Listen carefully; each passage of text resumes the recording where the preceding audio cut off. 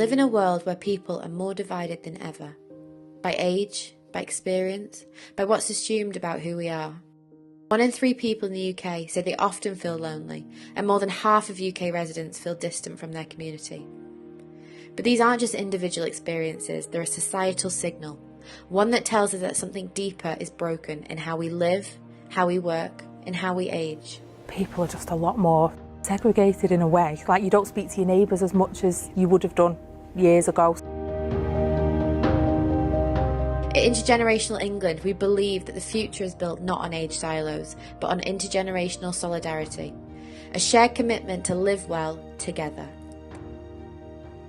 We got involved literally for 6 weeks and to see how we could sort of make some connections. We're now 2.5 years down the line and we've still got that relationship. We rely on sort of intergenerational connections often through families, and families are very different these days. There's a whole contingent of people who just want to meet other people and be loved, and I think you can't measure the impact. We are making the intergenerational an intentional part in how we grow, embedding it in the everyday, from playgrounds to policy rooms, high streets to health systems. Currently we focus a lot on the intergenerational aspect being the extreme ends of all they're working with younger, but I do think intergenerational is working across the lifespans of people and communities and focusing on how can we work together more cohesively. It allows me to really connect with people who I may not have met, of people who have different experiences with different things.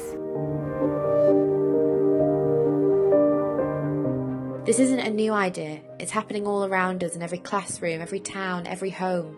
The question is, how do we begin to value it? I've got memories, and then they sort of might ask you something and what they've done that day, and then you sort of say, oh, I did that when I was, younger. What's so amazing to me is it comes out of nowhere. You can see people looking around, and it's almost like we're all giving each other permission to be a bit daft, to have a dance, have a laugh. And once that joy starts to take hold in the room, it's quite infectious. When you create spaces for generations to meet, what grows is more than friendship. It's belonging. The younger generation can learn from the older generation about their previous work experiences, life experiences. For the older generations, when they're interacting with the younger people, I think they can get their energetic vibe as well. And this is how we challenge stereotypes, not by shouting louder, but by showing up together. By choosing solidarity over suspicion, curiosity over judgment, connection over isolation.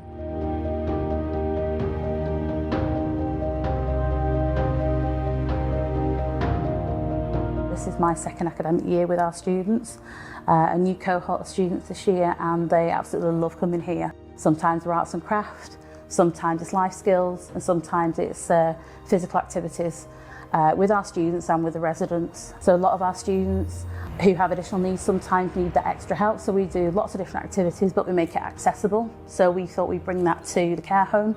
It is lovely to see the generational gap being bridged. It's a different experience, it's a different challenge to some of our students, but they've just jumped in both feet and they love it. They love coming just for a little giggle, a little chat. It's a really innovative way, I think, of forming connections across communities. We hear it in every voice, in every song, permission to be seen, to be valued, to matter at every age. Young people aren't just learning from older generations, they're leading with them, shaping a future built on mutual respect, shared experience and bold empathy. They're doing something together that they can both do, so it's not that the older generation are teaching them something. That age gap we always did not necessarily focus on age, but more on the meaningful dialogue that we can have and how we can support one another and work together to achieve goals. This is what it means to build an intergenerational England, to recognise the power of people, create spaces that celebrate inclusion, to challenge the boxes we are put in, and champion policies and solutions that build intergenerational unity.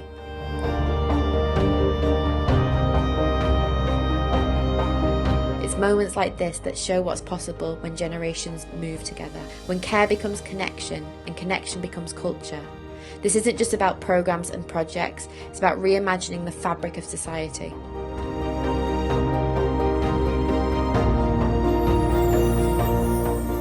At the end of the day, age is just a number that we have added value to. We are many voices, we are shared wisdom, we are future and past meeting in the present. We are Intergenerational England. We are Intergenerational England. We are Intergenerational England.